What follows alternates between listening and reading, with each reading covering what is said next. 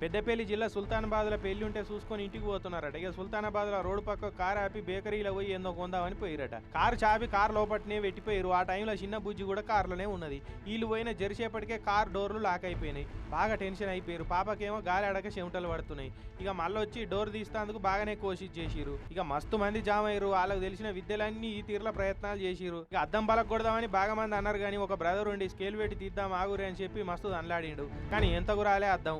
ఇంకో బ్రదర్ ఏమో చేయి బట్టి అద్దాలు వలగొట్టే చూసిండు. ఏదైనా ఇసురతోటి వలగొట్టాలి కానీ చేయితోటి వలగొడితే పలుగుతుంది. అట్టిగా చేయికి దెబ్బ తగులుతుంది ఆగు బ్రదరు అని చెప్పి కొందరు ఆపిరు. ఇట్లా కాదని అన్న వచ్చి ఫోన్లో యూట్యూబ్ వీడియో చూపెట్టి ఇగో ఈ డోర్ కాడు ఉన్న కట్టుకొని ఇట్లా అనరా తల్లి డోర్ వస్తుందని ఇట్లా అద్దంలోకి వెళ్ళి వీడియో చూపించిండు. సూపర్.